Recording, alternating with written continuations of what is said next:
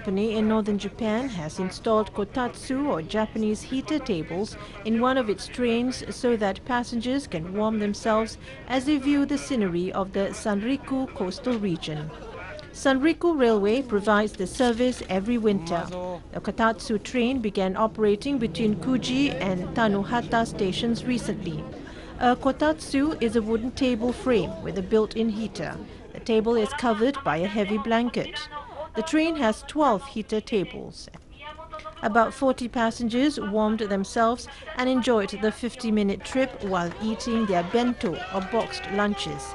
The train slowed down as it passed famous viewing points to allow the passengers to take photos.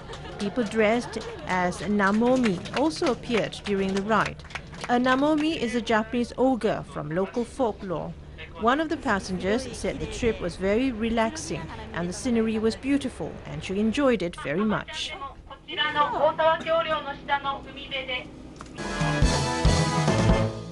Japan's emperor and empress visited a traditional dance school in India's southern city of Chennai. The couple flew from the capital city of New Delhi to Chennai.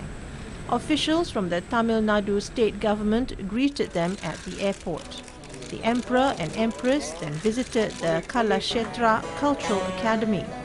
About 150 students in their teens and 20s are enrolled in the school. It's considered a sacred place in the world of traditional Indian dance.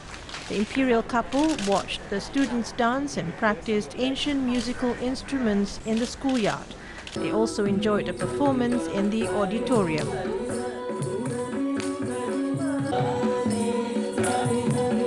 We're all happy to present this evening to them. Surely we'll remember this event in our life. A special exhibition is held to mark the 70th anniversary of the Cairo Declaration in China's Taiwan province. The exhibition from November 23rd to January 25th displays rare documents and film archives about the declaration and other historical documents or events 70 years ago. The organizing committee purchased clips, the only video archive reserved from the Britain's company EMI, as the Cairo conference where the declaration was produced was not open. The exhibition also showcases replicas of the declaration both in English and Chinese.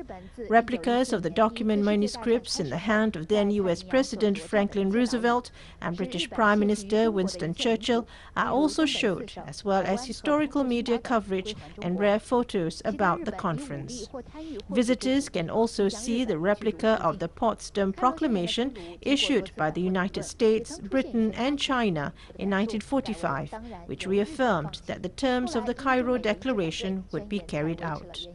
By signing the Instrument of Surrender on September 2nd, the same year, Japan specifically accepted the Potsdam Proclamation. On December 1st, 1943, after week-long intensive meetings in the Egyptian capital, Roosevelt, Churchill and then Chinese leader Chiang Kai-shek jointly vowed to continue their military actions against Japan to restrain and punish it until its unconditional surrender. The three powers agreed that all the territories Japan has stolen from the Chinese, such as Manchuria, Formosa and the Pescadores, shall be restored to the Republic of China.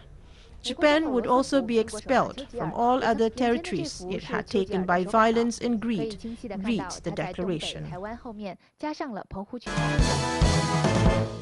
The Yala Sanctuary is a place that has attracted much attention from the local and foreign tourists. There are rare animals, plants in the sanctuary. Some of the animals can be seen at very rare occasions.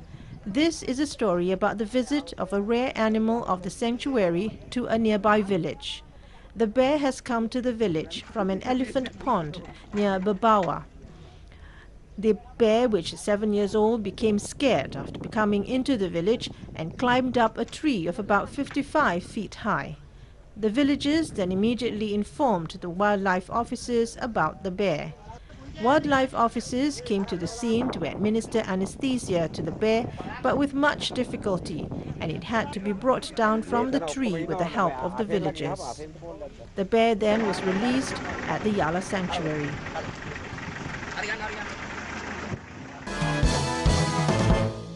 Lankan government has focused attention on providing special protection for birds that will be deprived of places of living during the development process.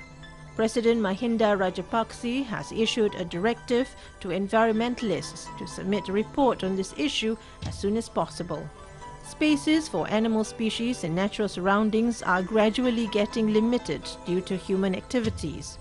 Environmental scientists point out that there is a threat of rapid extinction of birds synonymous to the country as a result of these activities. House sparrow and other birds such as common cuckoo and oriental magpie robin that lived closely to households several decades ago are now facing this threat. Head of the Zoology Faculty of Colombo University, Professor Sarath Kotagama, said that the reason for this was the moving away of human beings from the traditional lifestyle. He added that the clearing of natural environment and building of houses, as well as industrialization and urbanization, were the other factors. He pointed out that the Department of Wildlife has not focused more attention on the prevention of extinction of these animal species. A program will be implemented to conserve these animals next year on the directions of the President. These bird species are living in some places in the city of Colombo, which is under rapid development. Hambantota Bird Research and Breeding Center is implementing a project to protect birds at a site of 25 acres. This center has a laboratory, library and other residential facilities. Century-old home of Egypt's mummies and King Tutankhamun treasures is getting a makeover as authorities try to make the best out of the worst times of political turmoil. But efforts to modernize and expand the Egypt Museum beyond the 111-year-old building at Cairo's Tahrir Square are being hampered by the return of protesters to the famed plaza where Egypt's two presidents have been toppled in as many years. Protesters in the Egyptian city of Alexandria demanding the abolition of a new law that restricts the right to protest and imposes fines and jail terms on violators. It's scenes like this that are severely damaging Egypt's once booming tourist industry. The mayhem that followed the uprisings against long-term autocrat Hosni Mubarak in 2011 and his elected successor Mohamed Morsi in July has left many of Egypt's antiquities deserted by tourists.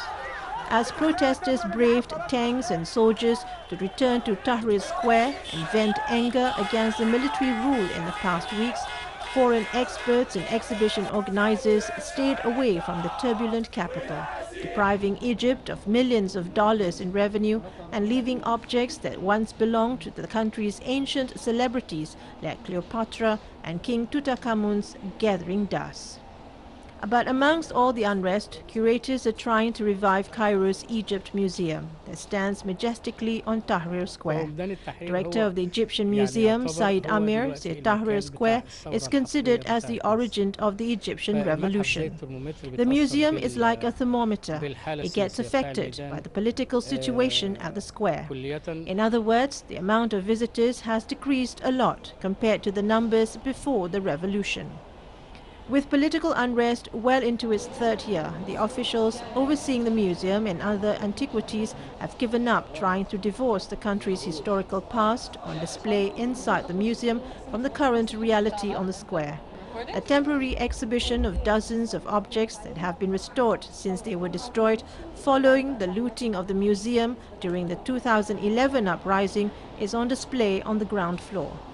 Plans are being drawn up to demolish a scorched building that was once the headquarters of the Mubarak's National Democratic Party and expand the museum all the way to the banks of the Nile as an open-air exhibition center and botanical garden.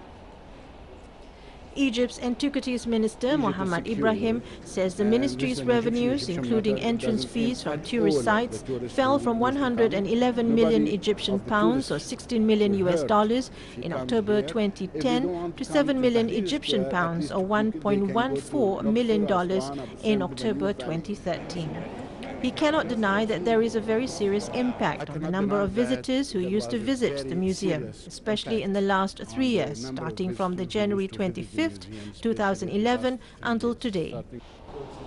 But they have made a very good action to keep the museum open, even on Fridays, when there were protesters in the square. They had to keep the museum open to send a positive message to the visitors.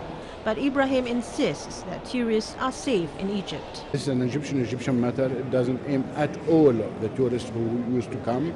Nobody of the tourists will hurt if he comes here. If they don't want to come to Tahrir Square, at least they can go to Luxor, Aswan, Abu Simbel, the New Valley. While the financial crisis is biting all sectors of the Egyptian government that once drew heavily from the budget that was filled with revenue from the archaeological sites and museums around the country, curators are also seizing opportunity from the political disarray. A Christmas fair held in Fethiye town of Turkey on the Aegean coast of the British residents drew a lot of attention. The most important holiday of Christian world has been coming up, and it certainly brings some excitement to the predominantly Muslim country Turkey as well. The resort town of Fethiye in Mughla province near Izmir on the Aegean coast has been home to thousands of British people. So they have set up a Christmas fair in the town where they sold food and handmade crafts to raise money for children in need. This is the Chalish Christmas Fair. We hold it every year. It's organised by the Chalish Children's Charity, the 3 Cs. Primarily it sells Christmas crafts, Christmas food, lots of other arts and crafts. It's very popular each year. The activity today is the Christmas Fair, and it's organised by the Children's Charity, which is a bit further down there. All of these people here are all raising money for various causes and various charities, and this one is for the animals of Fethiye.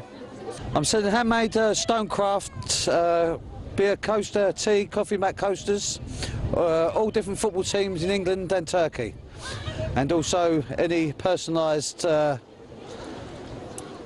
mats, images that we'd like to put on the mats that we can do on our website.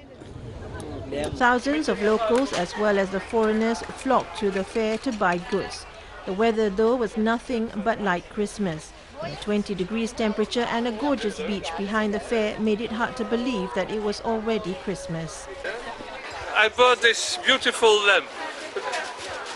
Yes, nice handmade, and we like it. These are traditional homemade English pasties, pies, all different varieties, and it's popular with English people, and we come here every year for the Christmas fair to sell our English goods, and everybody loves it, so.